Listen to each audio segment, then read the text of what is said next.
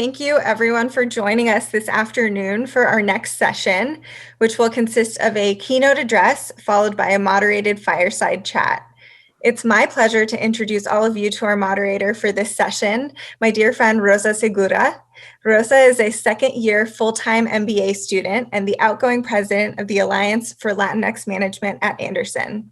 She is pursuing a career in healthcare, so is absolutely perfect for introducing our next keynote. Over to you. Thank you, Genevieve, and hello, everyone. Thank you so much for joining us for this session. It is my great honor and pleasure to introduce our keynote speaker, Ms. Jodie Lesh.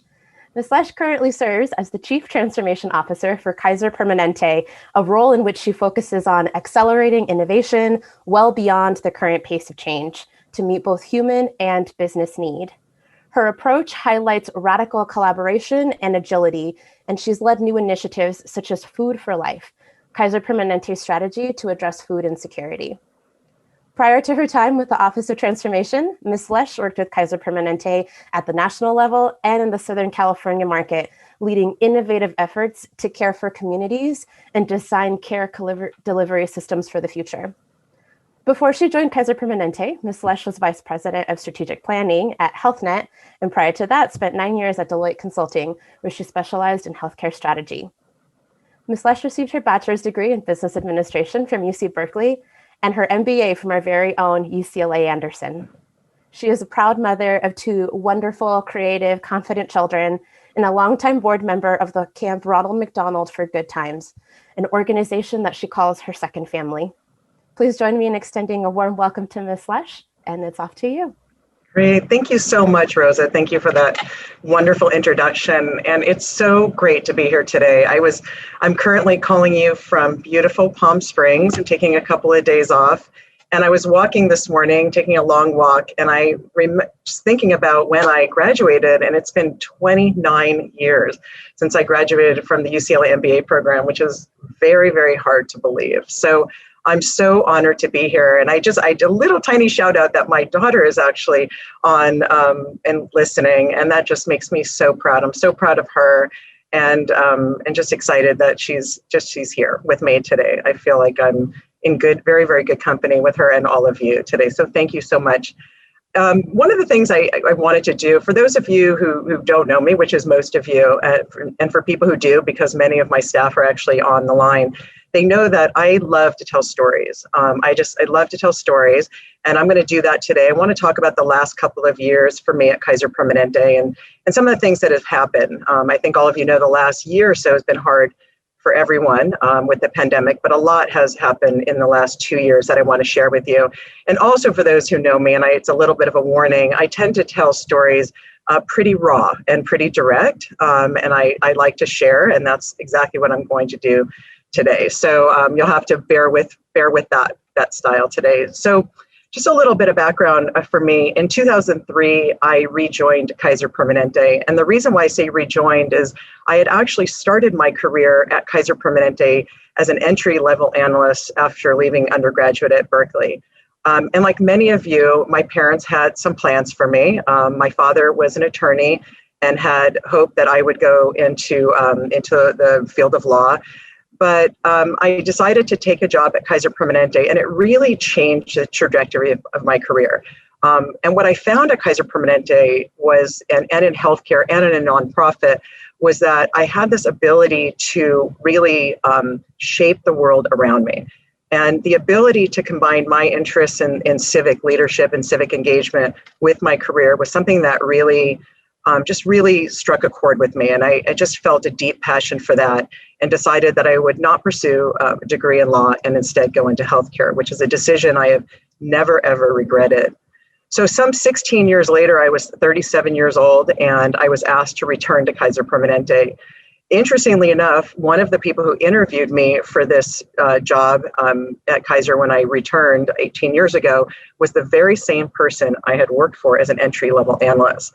Matter of fact, interestingly enough, my office was about 100 feet away from the cubicle that I had first worked at when I was 22 years old. So there was the first lesson I wanted to share with you, is that it's really important to continue to nurture the relationships, no matter how long they go back.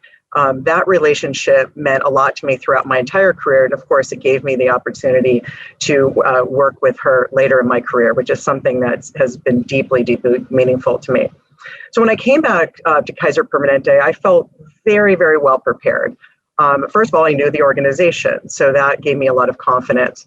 And I certainly felt confident in my abilities. I had spent 9 years at Deloitte Consulting in the healthcare practice and 2 years in the healthcare industry. And some might even argue I was a little bit too confident, to be honest. But the reality is I hadn't really thought that much about building my career. It really hadn't been my focus. My focus, if you would, was really more prospective than retrospective. And it seemed to be working for me. My career was progressing well, and I felt like I was in the right track. So I never really kind of looked back, and I never really analyzed how I got to where I was. The first 15 years or so at my time at Kaiser Permanente, so now I've been here about 18 years over the last month. The 15 years or so was in some ways storybook. I built a strong reputation. I was able to develop all kinds of new skills and fine tune them. I had many successful projects that I could point to. And I felt incredibly fulfilled, which is really the most important thing I want to pass on. And really what made me the most happy was my ability to use my platform at Kaiser Permanente to do many things that not only benefit our organization, but also the broader community. And it's really why I got into healthcare in the first place. And I often spoke to people about how my passion had turned into my profession. And I believe this wholeheartedly. But what I don't think I realized was the importance of purpose in advancing my career. And that's something I'm going to return to. But as the old adage goes, no one goes unscathed through life. And the same is true of one's career, and the same is true of my career. And that's what I wanted to talk about today. So in September of 2017, I was dropping my youngest child off at college. It was one of those really wonderful moments. And I received a call out of the blue from Bernard Tyson, who at the time was our chairman and CEO. Now, I knew Bernard well, but I'll be honest, I was not used to receiving calls out of the blue from him. And I'll be honest, that was one of those moments where you remember literally every single thing about that moment, where I was sitting, even down to what I was wearing. And I have to admit to you that I was actually wearing my pajamas, if you could believe that. It was, we were getting ready to go somewhere. So my interest in innovation had been growing at Kaiser Permanente, and that had been noticed by Bernard. And Bernard had recently launched a new strategic planning effort for Kaiser Permanente. And one of the things about that was that he was intent on accelerating the pace of change and innovation within Kaiser and across the industry. Bernard was recognized in the industry as a real visionary, and he had his sights not only on transforming our organization, but the broader healthcare landscape, which was desperately, in his mind, in need of transformation. For those of you who don't know Bernard, let me just share just a little bit about him. Bernard was absolutely larger than life. And if anybody on the call knows him, they'll know what I'm saying. His laugh was probably the most infectious laugh you've ever heard of anybody. You could literally feel his enthusiasm. He had grown up inside Kaiser Permanente. He had started in the medical records department in an entry-level position, and some 30 years later, he had ascended to the role of chairman and CEO. I mean, this was storybook if there ever was one. He was the son of a minister. So Bernard was just this incredible, magnetic speaker. He had this really, really warm way about him. If you ever went into Bernard's office, he would often regale you about stories of his weekend, or he might even play you some music he was listening to. His enthusiasm was absolutely infectious. And as he spoke about the future of the company, anyone, trust me, anyone listening to this would have wanted to be a part of it, including me. So on that call, Bernard told me about a new role he was creating, the Chief Transformation Officer, and he was creating a new department called the Office of Transformation. And he told me he wanted me to take the job.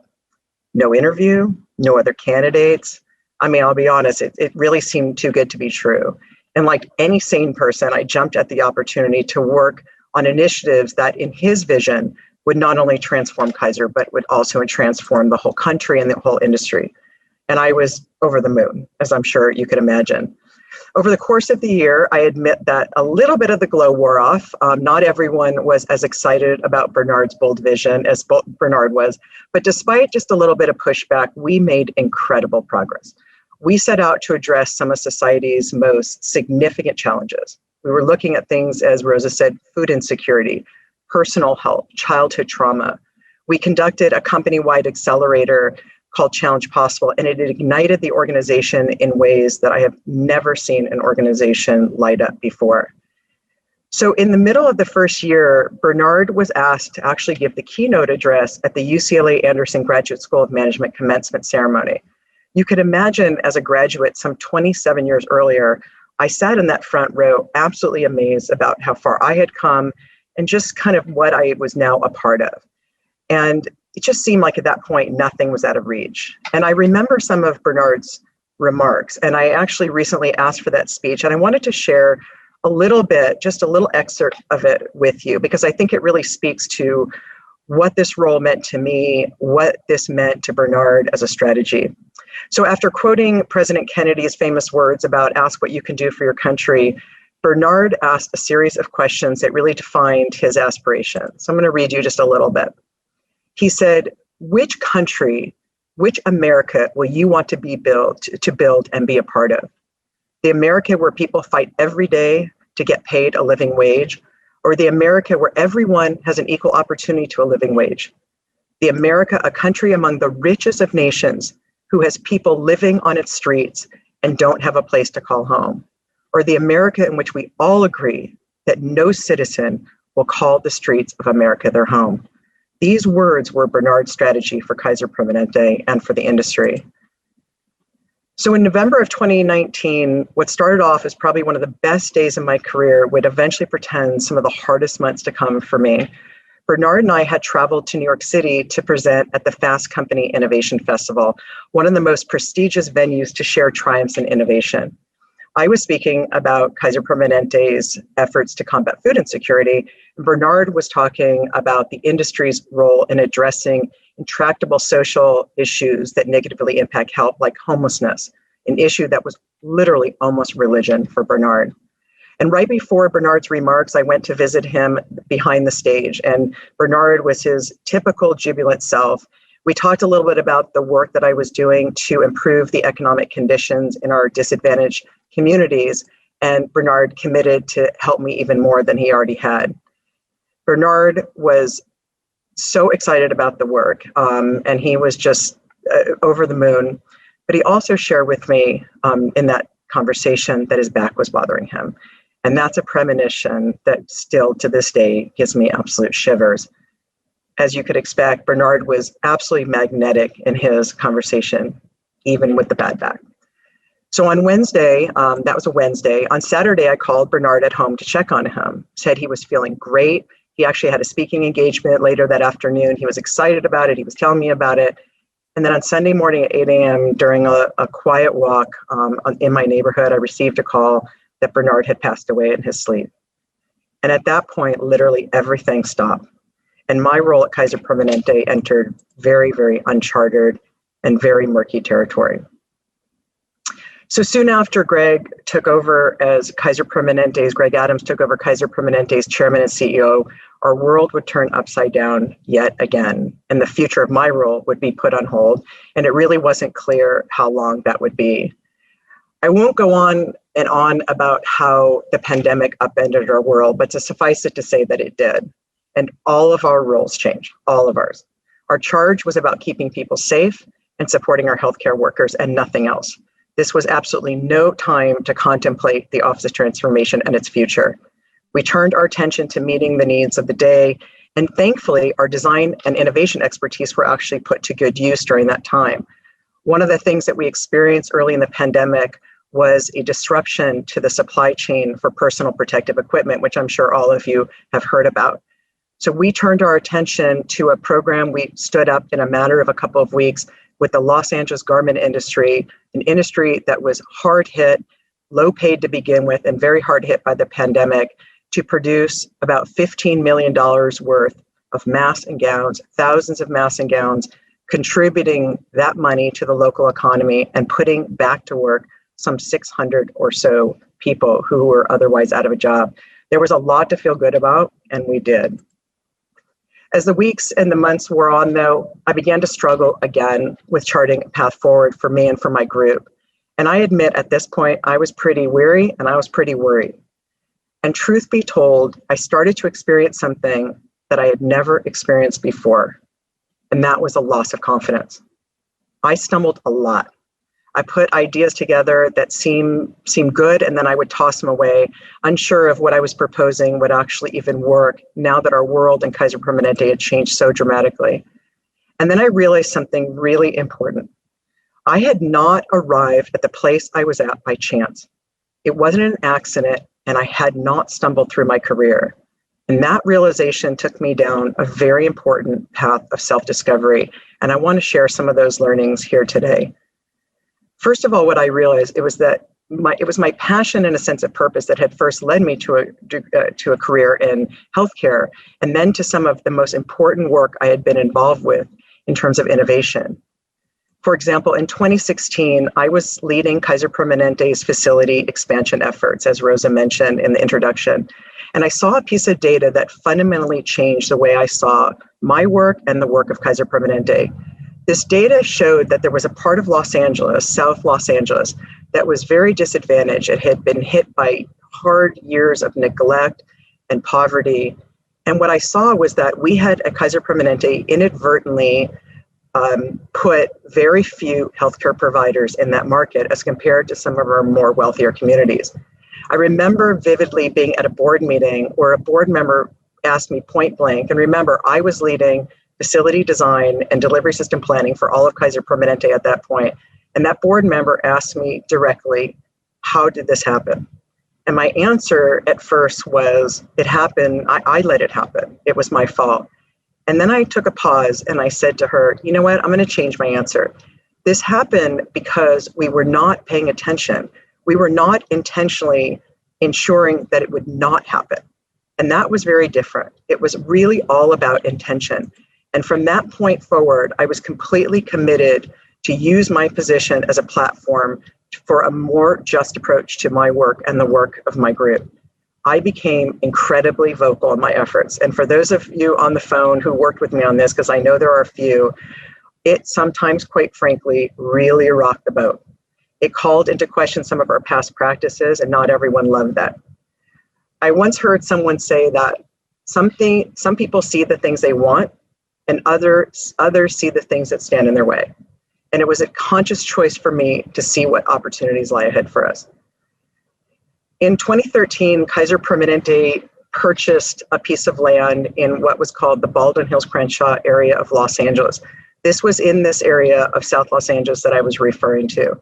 This particular property, some 22 acres in total, of which we bought 9 acres of, had been hit by hard years, many, many years of neglect. There had been many, many failed development promises. And if you go back and read about this Santa Barbara Plaza, you will see a long history of failed promises, of people letting this community down. We went and we asked the community what they wanted from us. They shared a number of things that they wanted with us in terms of the facility, but what they shared that was most impactful was the need for jobs. This area at the time had very high unemployment. So we set out to address that. I remember a meeting I had with a gentleman who somebody had introduced me to, who was affectionately referred to as Big John. Big John ran a second chance program that would eventually become our partner at Baldwin Hills Crenshaw. Big John told me stories about his growing up in poverty, growing up in gangs, growing up without a father, a story, unfortunately, that was all too common in this neighborhood. And then John took me to go meet the men and women in his group, and they shared similar stories. But what I remember most about attending those meetings, which I used to about every month, was how welcomed people made me feel, how people trusted me to be part of that solution. And that mattered a lot to me. And I understood that I owed a lot back to them. So in partnership with Second Call, we brought 70 apprentices to our Baldwin Hills Crenshaw medical office building construction project, all of whom had been previously incarcerated. At the peak of construction, we estimate that somewhere north of 200 prison years were represented on that site. These men and women have been my North Star, and I still keep in contact with them, and they are a big part of sort of my heart and soul of the work I do at Kaiser Permanente. So as I reflected on my career, the first thing I realized that was critically important was that having a clear purpose and a passion for the work had propelled me forward in the past, and it would again. I just needed to tap into that. I realized that people can sense real authenticity and they crave it. Some of the most consequential work of my career was accomplished when I found others who were moved like me by the possibility of making great change, who were passionate themselves and who were willing to take risks. The most important work of my career, it turned out, is when I had led with both head and heart.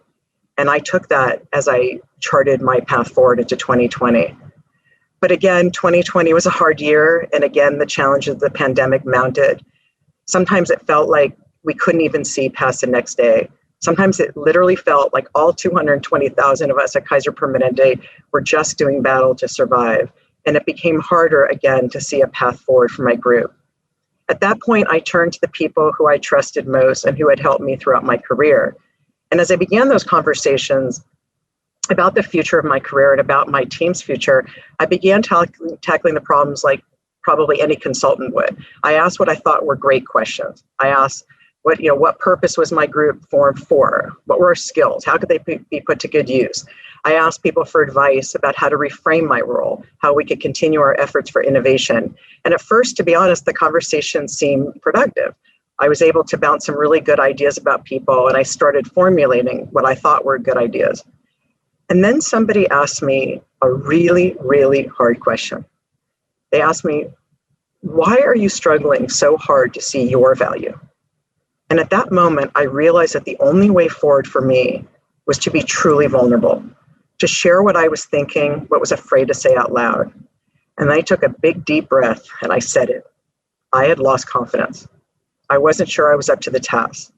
Others had made me question my abilities. A lot of people on my team were relying on me and I thought I was letting them down.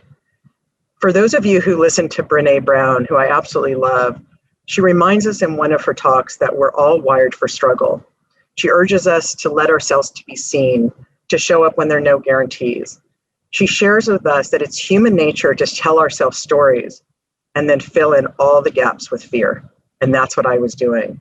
But she also teaches us that vulnerability is our most accurate measure of courage. When my true struggle came out, when I was willing to be vulnerable, those who I had leaned on for years were able to really help me move forward. And that was the next lesson. Our vulnerability is actually our greatest strength.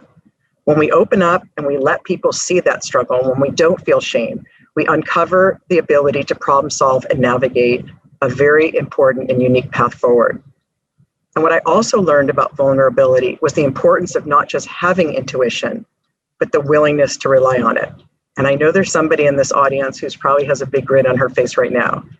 It's not easy to navigate the unknown. It makes us feel vulnerable, it feels risky, and it is. Yet ambiguity is a huge part of leadership. During this time, I admit, I had moments when I felt intuitively what needed to be done. But I have to admit that I also let a lot of people fill my head with doubt. In the end, though, my intuition about what the company needed and how me and my team could contribute was correct.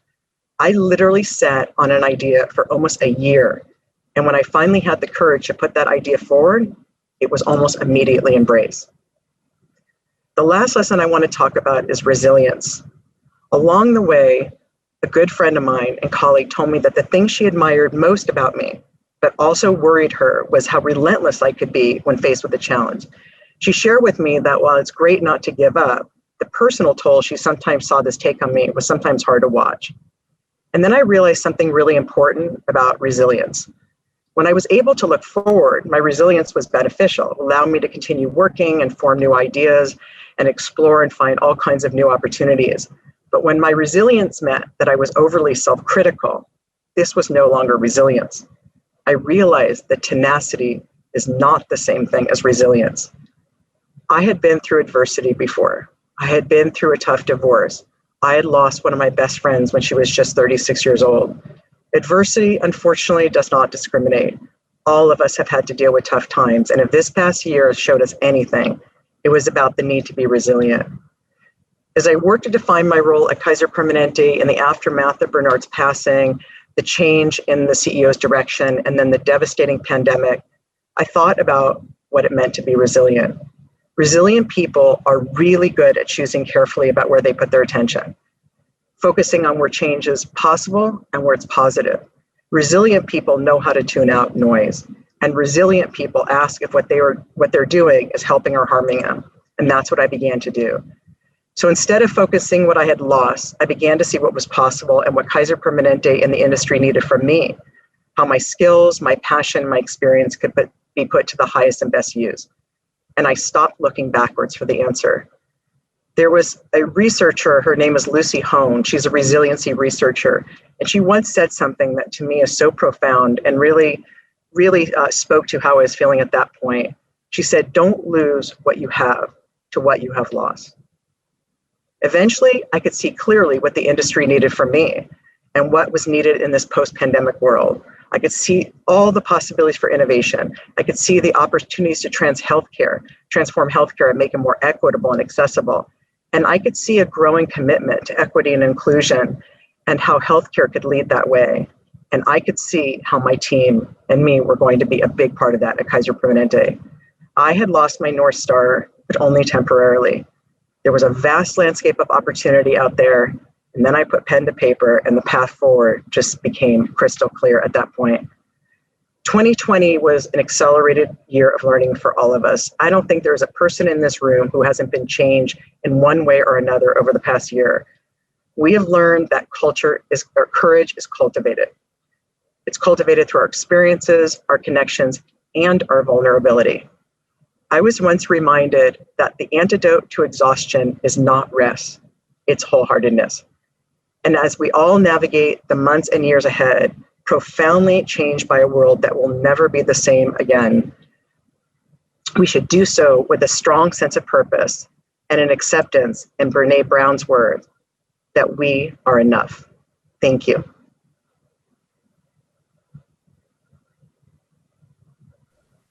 Thank you so much, Jodie. I am really resonating with a lot of what you said, really taking away some reflections from having really personable and joyful leaders like Bernard Tyson, and the importance of being open and vulnerable, and how that can inform your leadership and your growth as a professional and as a person. So thank you so much for being so open with us. I really appreciate it.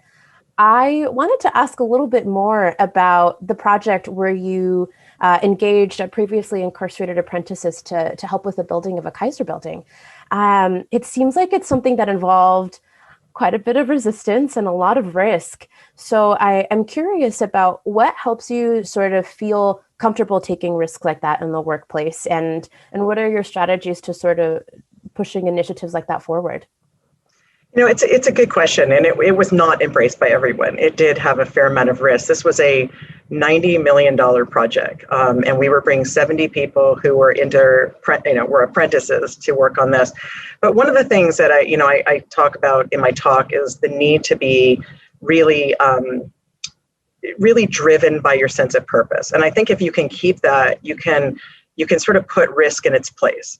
Now, we did a lot to safeguard, to make sure that risk was manageable, but there is a certain amount of risk taking, and there's a certain amount of just pushing through the noise. What's really interesting about that project was once it was completed, everyone forgot about all the risk and all the pushback, and the story of that project really became almost lore. It was really amazing, and I think that now has set a foundation where we're now doing this on other projects. So I don't think you can make the risk go away. You can manage it, and then you can really get people around you too. We also had some incredible people who were around us, making this successful, to making sure that failure was not, going to occur.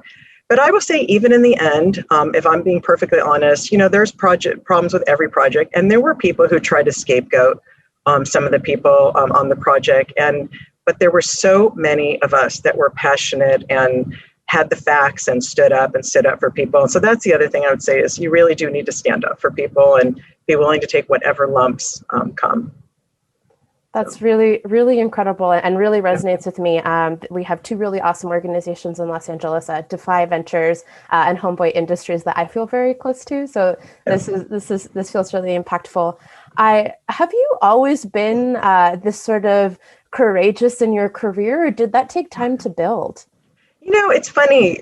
I never thought of it as courageous, and that's why I kind of mentioned that I don't think I had ever really planned out or thought about how I was getting where I was getting. I had always been really civic minded, though. I will say I had started when I was 13. I was on a teen to teen helpline. I was the first group of teens who were on that, and I didn't even know what I was getting myself into. And this were some pretty intense calls. So I just think that was the motivator. It was like the thread that it's run through my career. So I don't know if I thought about it as courageous, to be honest. I'm not even sure I still do. It's just that I was so moved by that as like an undercurrent that, but I had not planned this career out. I'll be honest. I know I said that I didn't stumble through it, but there's a certain amount of, lack of self-reflection, to be honest, that I had until I sort of had this moment where I really had to do that. So. Yeah, that makes a lot of sense. How it's not even courageous if you're just like really using your passion and your guiding star of blending impact and purpose into your daily work. So that definitely makes a lot of sense to me. For folks who are inclined to sort of look for ways to bring their passion for impact into their daily work, do you have any practices or advice for how folks might go about doing that? What's really interesting about it, there was a project that was the predecessor to sort of, or preceded the work we did on Baldwin Hills. And even though Kaiser Permanente is a nonprofit, I actually think this can occur in any for-profit, non-for-profit, private industry. And that was that one of the concepts, the principles, what we called shared value.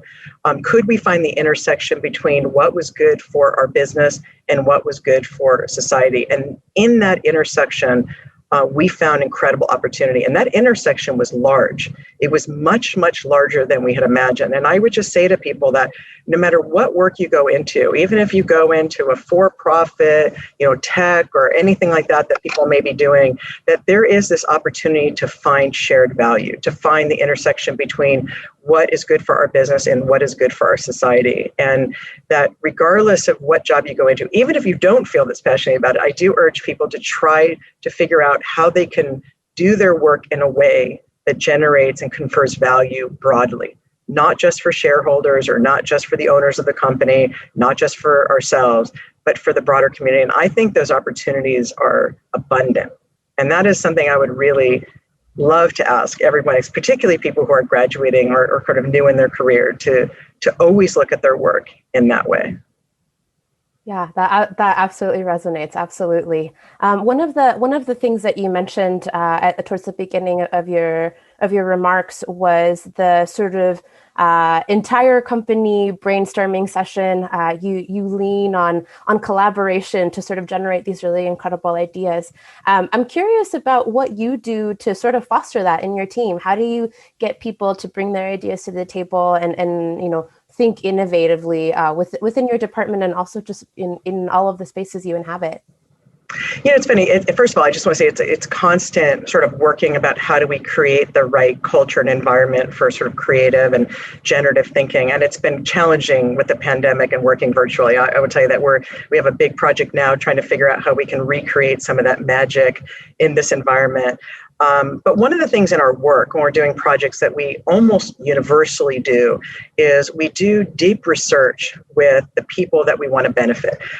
If that's around food insecurity, or we've recently done some work for the state of California on vaccine hesitancy, the first thing we really do is go talk to people and deeply understand what it is. And a lot of times, and we go into that work without any preconceived ideas. And these are not focus groups. I want to be clear. These are sort of really in-depth engagement with people to understand, human factors, what motivates people, barriers that people face, assumptions, culture. And this really is important. And I will say that from a company standpoint, when you have that kind of information, it is really hard to dispute. It's really hard to dispute that. So it's not only important for the work, but it's also important for change management. Because when people are telling you what really matters, and then you have people in the company saying, oh, no, I really know what matters. You're like, no, you really don't. These are the people who are going to benefit from it. And a lot of times we uncover things that we did not expect to uncover. The vaccines have been a really good example. I mean, how people have been influenced by disinformation, how our social media has sort of created these ways in which people are receiving information, and not only is the right information. So really getting into that. There was sort of a view at the very beginning of the pandemic, for example, or as the vaccine started rolling out, that people of color were the ones who were hesitant. And we found that was a far too unnuanced view of the world. There may have been a kernel of the truth in that, but there was so much wrong about that.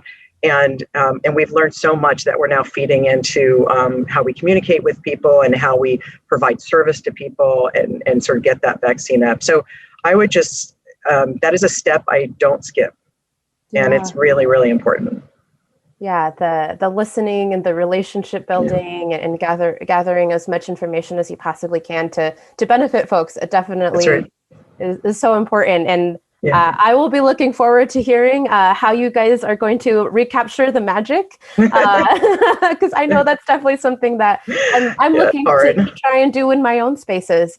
And I think that we've sort of all been challenged to think about how do we build communities in virtual environments so that all folks feel safe.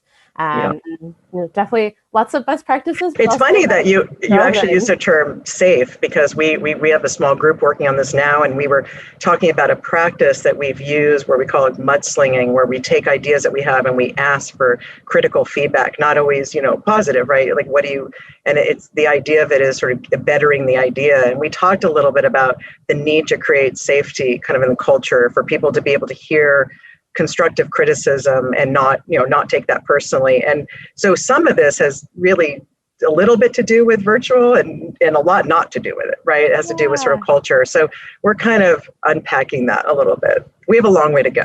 The virtual thing has been hard for our group. Yeah, we all have a lot of room to grow. That's true. That's true of all of us. That's true.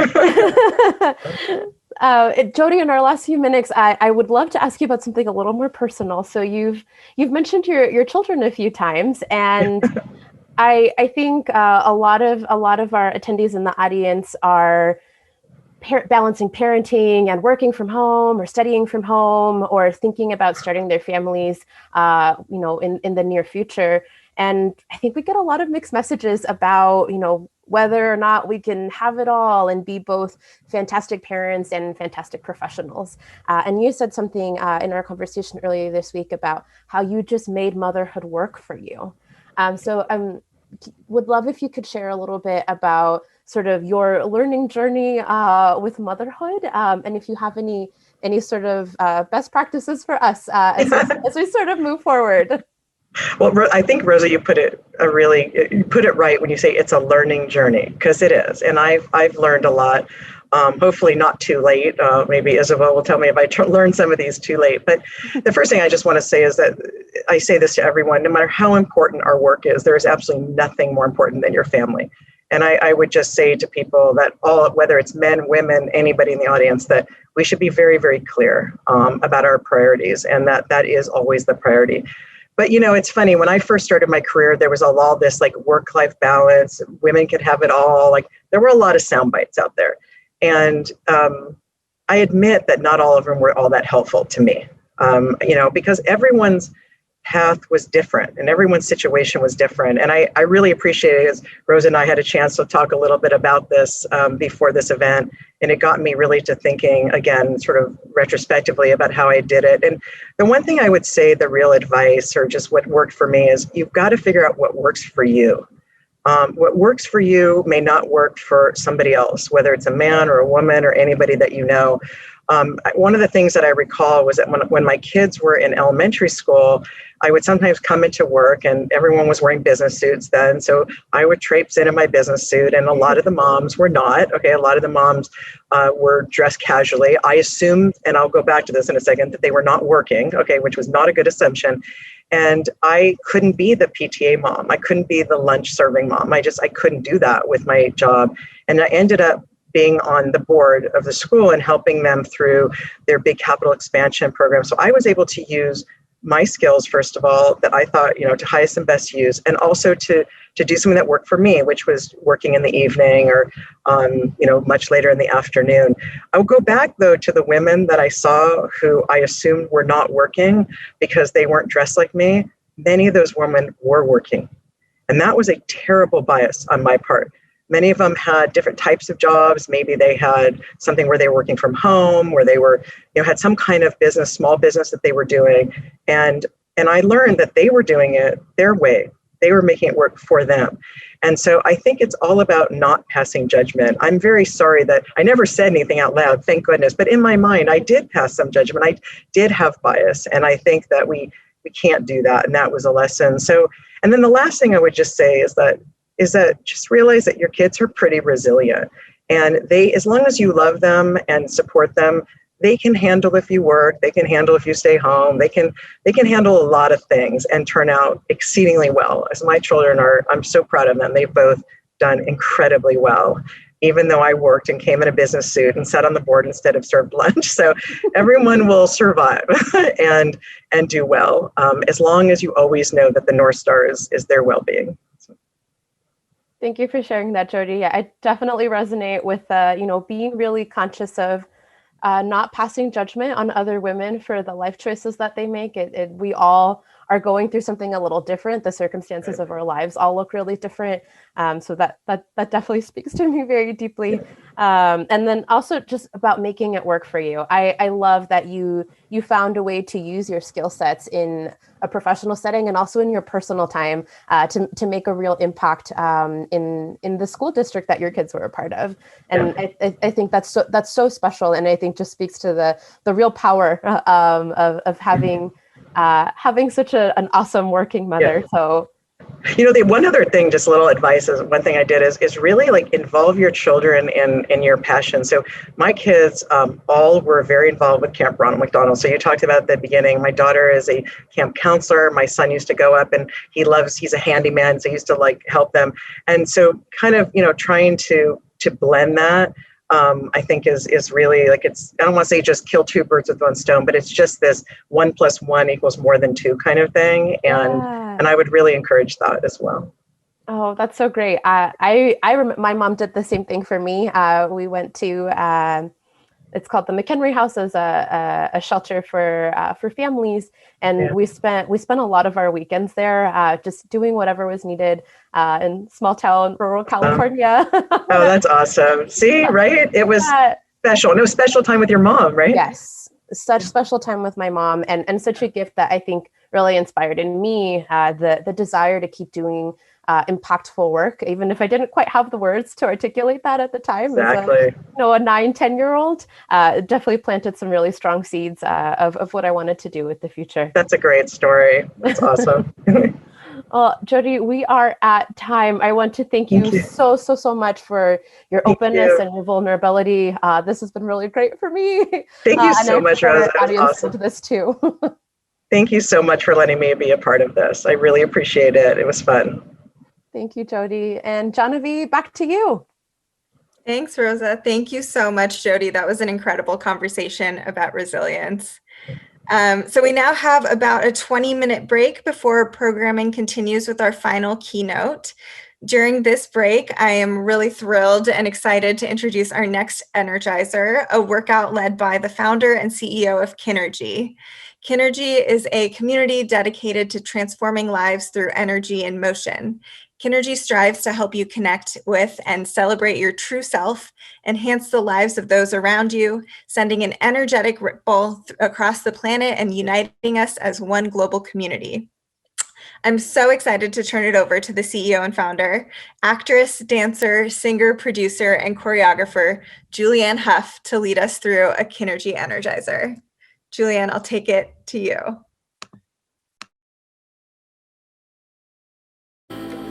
Hello, everyone, and first of all, welcome back. I had so much fun speaking to you earlier today about entrepreneurship, but now it's time to get up and move our bodies. So when you get a chance, stand up on your feet. We're gonna move our bodies, we're gonna surrender our mind, and we're gonna activate that imagination. So first, just rub your hands together as fast and as hard as you can, creating friction. And then I want you to just open them and feel that energy between your hands. This energy is all over our entire body, and I want you to imagine we're gonna press that energy and we're gonna create shapes with that energy, okay? So don't worry, I'm gonna follow you, bring you along, and you can follow along. So let's just sway side to side, side to side. We're gonna breathe in through our nose, out through our mouth. Because when we combine the movement, the breath, and that energy, that's what's gonna take us to the next level. Woo! It's gonna almost put us into that flow state, what we like to call the Kinergy state. So take all that energy, pull it into your heart, and we're gonna do a big heart open like this. Rolling down, pulling that energy all the way up through your body, exploding back out. Breathing in through the nose, exhale out. When we use sound, we're actually creating frequency in our body so that we can actually unlock stuck potential. Let's take it back to those sways.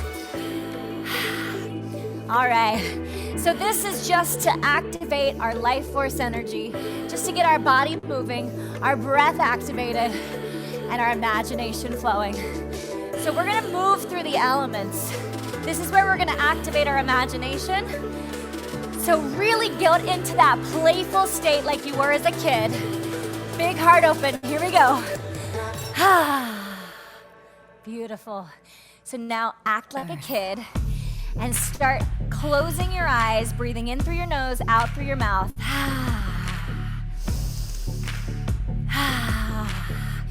You can actually use some movement now by bending your legs and bringing your shoulders to your ears, shooting that energy down into the earth.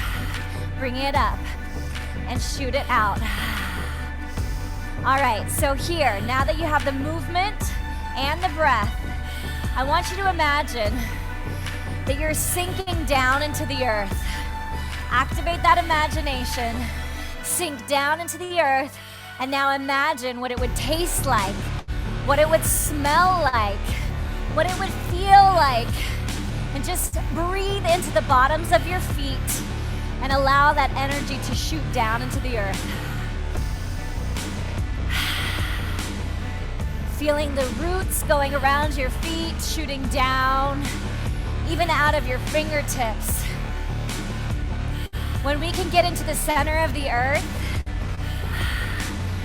the center of the feminine energy, woo, Gaia,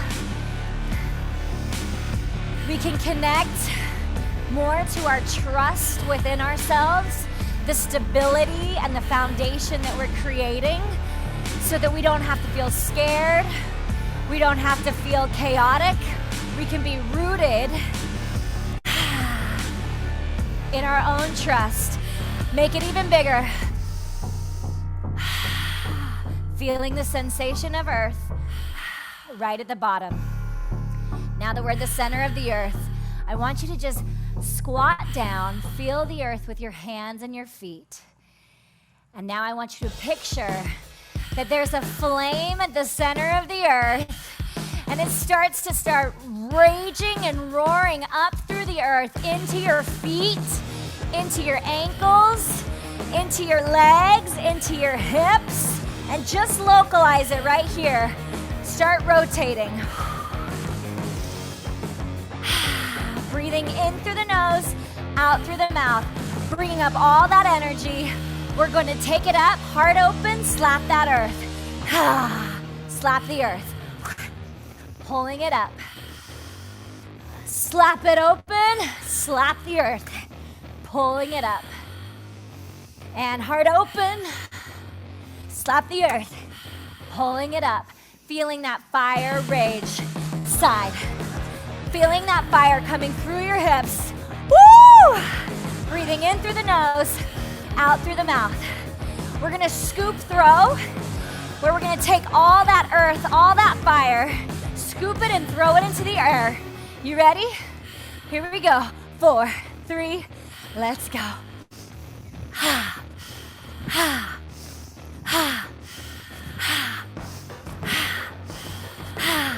Feeling that that energy of the earth and the fire. Woo! Scooping it up, throwing it.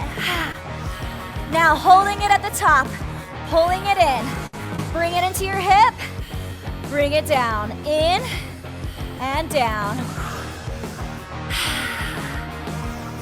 Feeling the energy of the sunlight coming through into your hips. Speed it up. Even faster, let's go.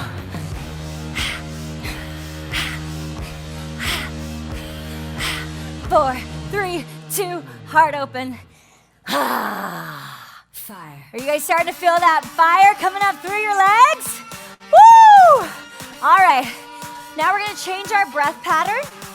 We're gonna take it in through the nose, out through the nose, like this. Now we're just gonna move our body, contracting, using that breath to dictate that contraction. Yep.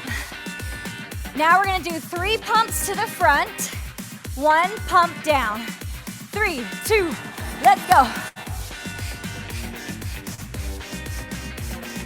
So now that you've got the breath and the movement, let's activate that energy and that imagination. Feeling the fire coming up through your legs, up through your hips, into your solar plexus, which is all about your confidence, your willpower, your drive, your determination. Hey! Beautiful. We're gonna step it forward like this. Ready? Step, step. 1 on 1. Stay low. Don't let that breath go in and out of the nose. The point of this is so that we don't expel all of our energy, that we hold it. 3 pumps, let's go. Because if we just let our energy disperse without holding it, it just goes for everyone else. But if we can hold that energy within, we can connect to our most authentic power. Let's go.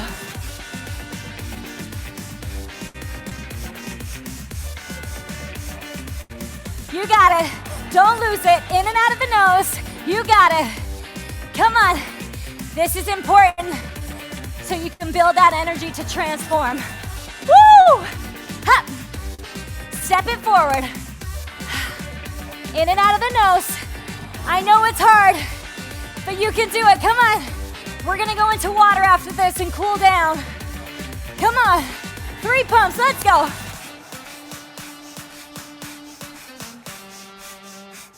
Heart open. Let it go. Woohoo! All right, we're gonna connect to the energy of water now. The breath is in through the nose, out through the mouth. And we're gonna connect to the energy of play, sensuality, fluidity. Because in life, everything is a wave. Nothing is still. You wanna be malleable. So let's go slow. Woo! Letting our arms be a wave. Woo! Let's speed it up. 1, 2, 3. 1, 2, hold. 1, 2, hold. Woo! All right, stepping it to the side. Let's just speed it up. Just keep going. So I want you to imagine that there's resistance all around your body. You can't just walk through water. You need resistance. But without resistance, you can't have change. So welcome it. Let's swim upstream. Breathing in through the nose, out through the mouth.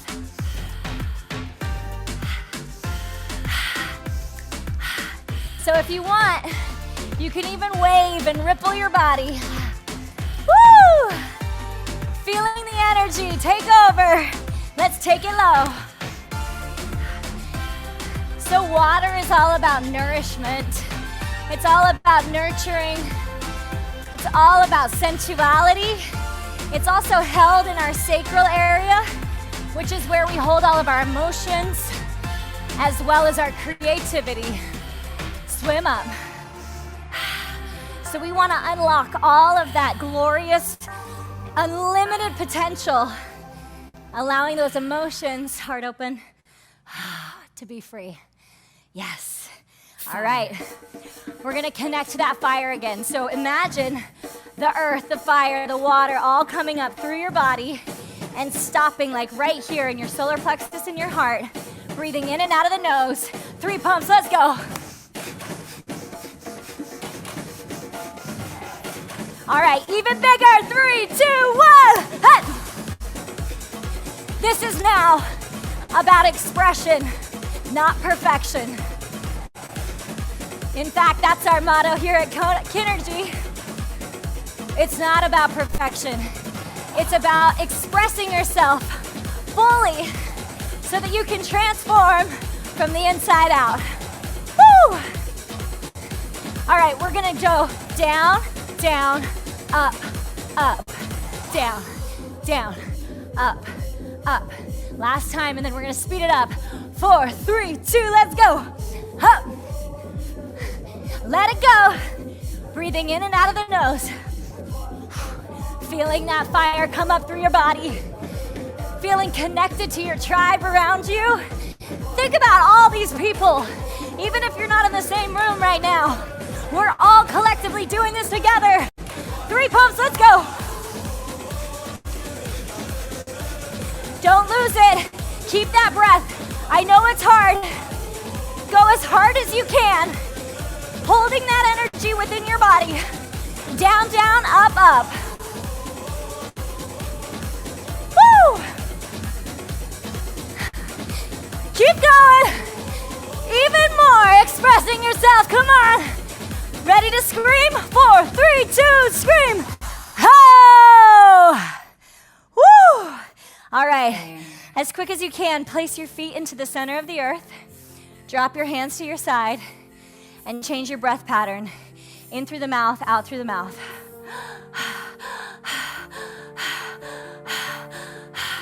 And when you feel comfortable, you can either close your eyes or soften your gaze. Continuing to breathe, keeping your eyes closed. Let's activate that imagination. I want you to imagine now that there are roots coming out of your fingertips, coming out of the bottoms of your feet, and they start carving their way, making pathways through the earth. And as those roots start collecting all over the world, we connect in the middle at the center of the earth. And now as we're at the center of the earth, all of the roots wrapped around each other, there's a fire that starts to ignite that root, and it starts to come aflame. All the roots start growing with fire coming up through the legs. Start rotating your knees, your hips, feeling the fire coming in. Yes, beautiful. Feel that fire. Feel the resistance coming through. And now we're going to connect to the energy of water, that resistance. Let's go.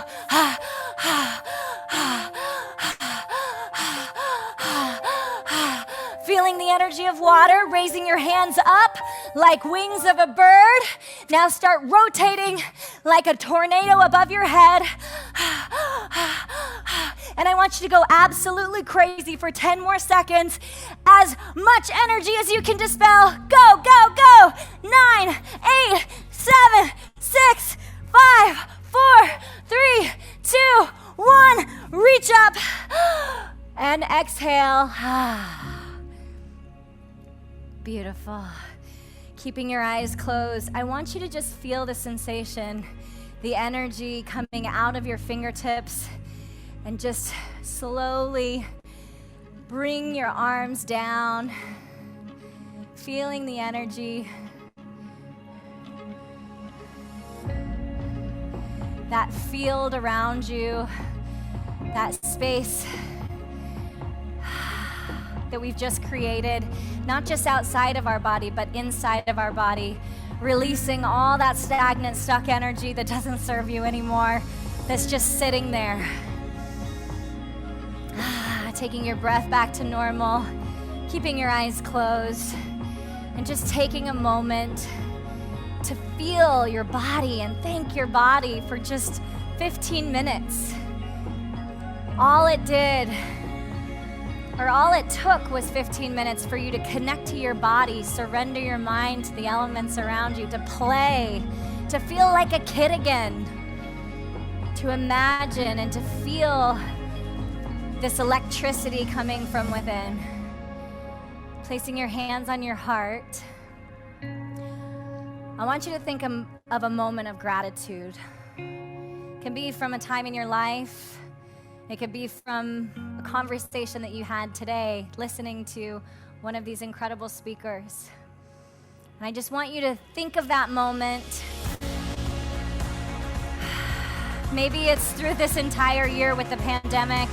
Maybe just a moment of happiness, of truth, of full expression. And see that moment in front of you. And I want you to reach out with your right hand. And I want you to grab hold of it. And I want you to stack it on top of your heart.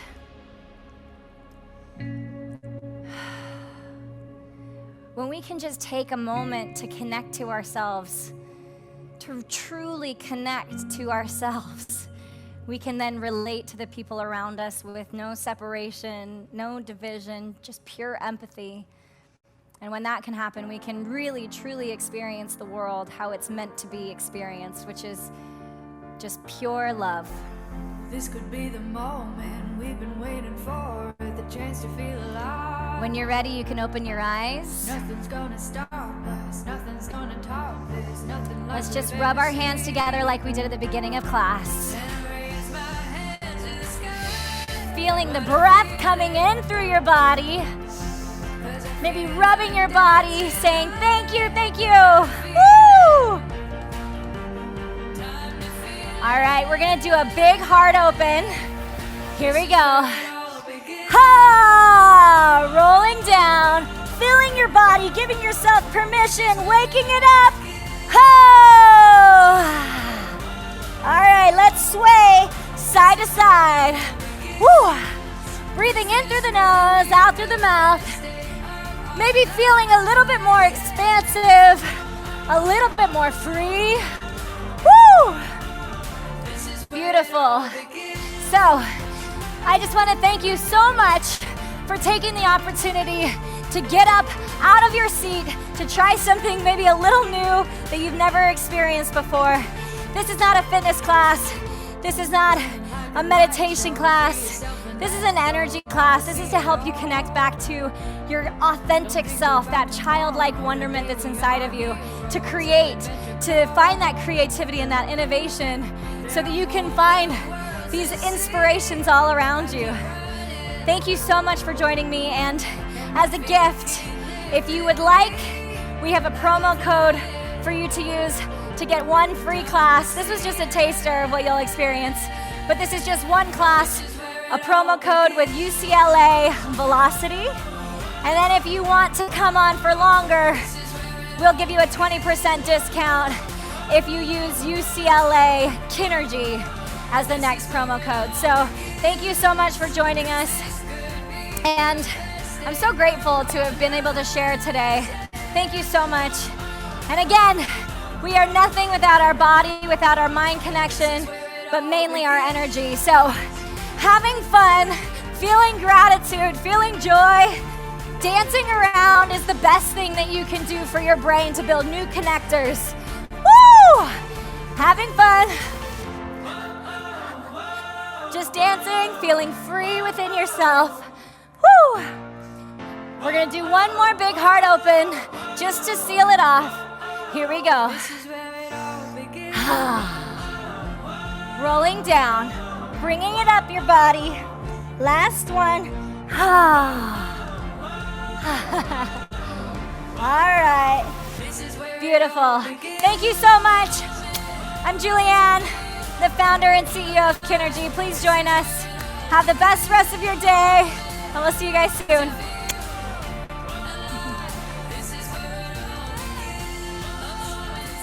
Thank you so much, Julianne. That was a wonderful experience. I feel so energized. And thank you for your inspiring participation on the panel earlier. Now, I can't believe I'm saying this, but I invite you all to head over to the My Schedule tab and join our closing plenary session for our final keynote speaker, Morgan Mercer.